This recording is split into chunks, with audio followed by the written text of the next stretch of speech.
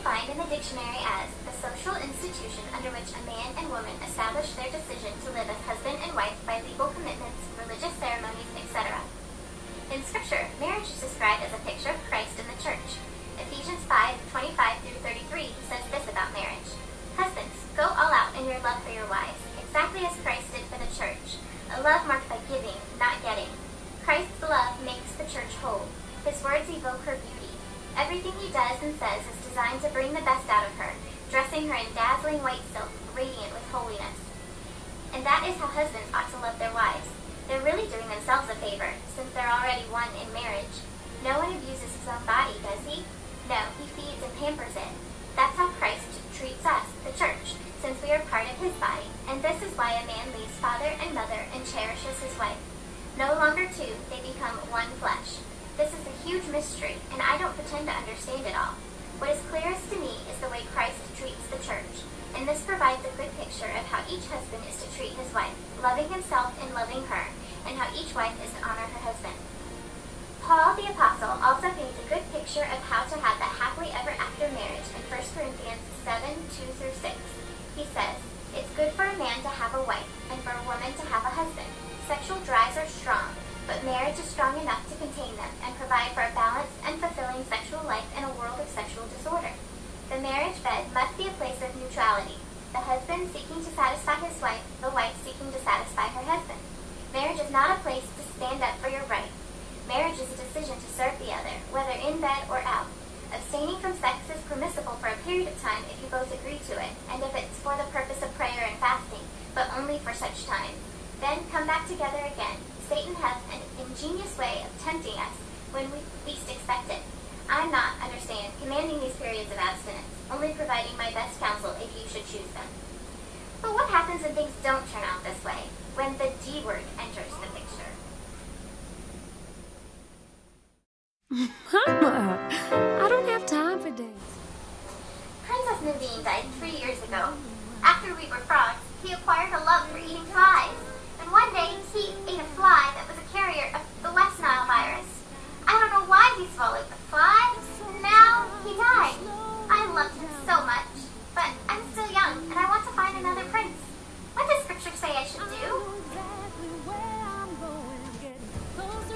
Well, Tiana, Paul spoke on this very topic in 1 Corinthians 7. While he does encourage people to remain single if they can, he does say this in verses 39 through 40. A wife must stay with her husband as long as he lives. If he dies, she is free to marry anyone she chooses. She will, of course, want to marry a believer and have the blessing of the master. So if God brings along a new prince for you, Tiana, go for it. So that was a fairly easy one. You probably thought when I said the D word, I meant divorce rather than death. Well, let's look at some of those scenarios.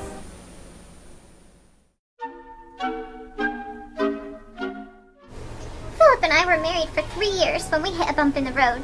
You see, I suffer from narcolepsy. I can't help it. I fall asleep at the weirdest times. Unfortunately, Philip grew tired of my condition and used those periods when I fell asleep to sneak off with another woman. I can't believe this happened to me. I thought it was supposed to be happily ever after. What do I do? Aurora, I'm so sorry to hear that. Jesus did speak of her situation in Matthew 19:8 through 9. The Pharisees were asking him about divorce. Jesus said, "Moses provided for divorce as a concession to your hard-heartedness, but it is not part of God's original plan.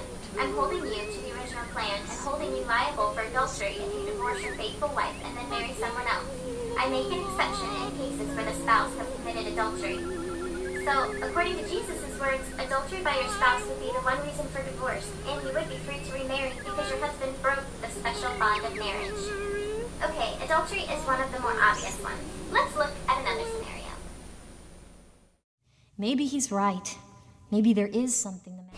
So after that whole ordeal with Ursula and almost losing Eric and my father in that horrific battle, I started searching for answers.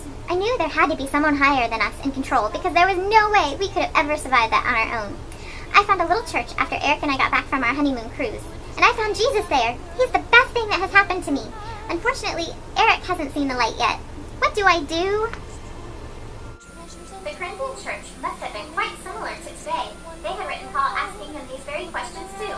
Here's what he had to say in 1 Corinthians 7:12-16 in response to that same question. "For the rest of you who are in mixed marriages, Christian married to non-Christian, we have no explicit command from the master. So this is must do. If you are a man with a wife who is not a believer, but who still wants to live with you, hold on to her. If you are a woman with a husband who is not a believer, but he wants to live with you, hold on to him. The unbelieving husband shares to an extent in the holiness of his wife, and the unbelieving wife is likewise touched by the holiness of her husband. Otherwise your children would be left out. As it is, they are also included in the spiritual purposes of God. On the other hand, if the unbelieving spouse walks out, you've got to let him or her go. You don't have to hold on desperately. God has called us to make the best of it, as peaceably as we can. You never know, wife. The way you handle this might bring your husband not only back to you, but to God.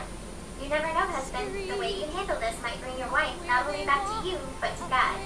And don't be wishing you were someplace else or with someone else. Where you are right now is God's place for you. Live and obey and love and believe right there. God, not your marital status, defines your life. Don't think I'm being harder on you than on the others. I give the same counsel in all the churches. So I guess Paul is saying that we need to try to make the most of our situation because we don't know what God might do through us. If Eric is still willing to live with you, stay. If he doesn't want to stay married to you, Paul doesn't expound on what to do. He does emphasize that we're to make the most of our situations, though.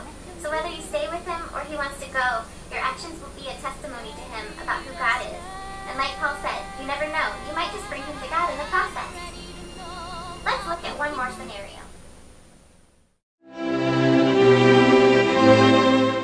So you all know that I have a tendency to lose my shoes. Well, you can't wear shoes without both of them. I have bought so many shoes, and I have so many poor lonely shoes just sitting in my closet. Well, apparently my hubby Prince Charming didn't realize that he was signing up to help support my shoe problem when he married me. And now he wants out. What do I do? Well, marriage is about putting the other person's needs first. It's not all about what we want. But unfortunately, our selfish sin nature takes control sometimes, and things like this happen. Here's Paul's response to this kind of question in 1 Corinthians 7:10-11. And if you are married, stay married. This is the master's command, not mine. If a wife should leave her husband, she must either remain single or else come back and make things right with him. And a husband has no right to get rid of his wife. I guess Paul is saying that if he divorces you for these reasons, then you're to remain single or try to make things right with him. That's not an easy road to take. But like with Ariel, you never know how God might use you. I know there are many other scenarios out there. Marriage was meant to be a sweet union between a man and a woman as a picture of how Christ loves the church. From what I can see from Jesus' words and Paul's letters to the Corinthians, the bond of marriage is broken only by death, adultery, or possibly an unbeliever's leaving. While marriage is meant to be a picture of Christ's love for us, I think that even after divorce, we can strive to show God's love through the choices that we make. Whether we need to lay down our desires and remain unmarried, or whether we need to seek restoration with those we have experienced hurt, or whether we are free to show Christ's love to someone new. This may not be the happily ever after that we thought we would have, but when we learn to love like Christ loves us, that is when we can truly live happily ever after for all eternity.